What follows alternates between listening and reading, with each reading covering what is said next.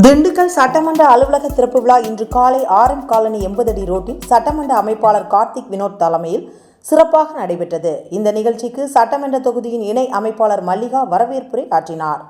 மதுரை பெருங்கோட்ட பொறுப்பாளர் பேராசிரியர் கதலி நரசிங்க பெருமாள், மதுரை பெருங்கோட்ட அமைப்புச் செயலாளர் நாகராஜன், திண்டுக்கல் பாராளுமன்ற அமைப்பாளர் தனபாலன், இணை அமைப்பாளர் கனகராஜ், பாராளுமன்ற தொகுதியின் பார்வையாளர் மகாலட்சுமி, கிழக்கு மாவட்ட பார்வையாளர் ரவிபாலா, திண்டுக்கல் சட்டமன்ற தொகுதியின் பார்வையாளர் திருமலைசாமி ஆகியோர் திறந்து வைத்து சிறப்புரை ஆற்றினார்கள்.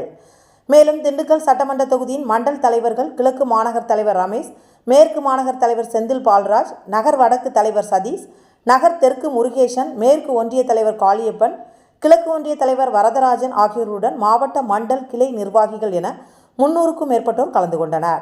மற்றும் நிகழ்ச்சியின் முடிவில் வடக்கு நகர் தலைவர் சதீஷ் நன்றி கூறினார். கிழக்கு மேற்கு ஒன்றியங்களை சேர்த்த 150க்கும் மேற்பட்ட புதிய நபர்கள் பாரதிய ஜனதா கட்சியில் தங்களை இணைத்துக் கொண்டனர். அமைந்து வருவது என்பதுதான் சிறப்பு. இந்திரா காந்தி அம்மையார் இறந்த பின்பாக ராஜீவ் காந்தி பிரதமராக பெற்று ஒரு மிகப்பெரிய மகத்தான. அனைவருக்கும் வணக்கம்.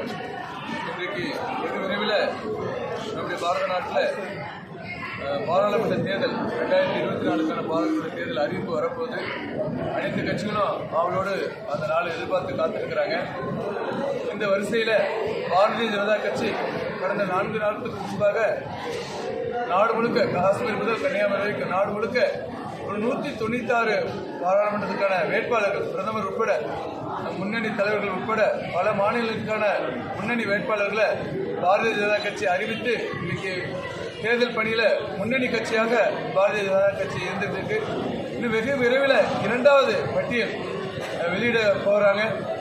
தமிழ்நாட்டில் கூட இன்றைக்கு அனைத்து இந்திய அண்ணா திராவிட முன்னேற்ற கழகத்தை பின்னுக்கு தள்ளிவிட்டு திராவிட முன்னேற்ற கழகத்துக்கு இணையான, இன்னும் சொல்லப்போனால் அதை விட ஒரு வலுவான கூட்டணி அமைக்கின்ற பணியில் பாரதிய ஜனதா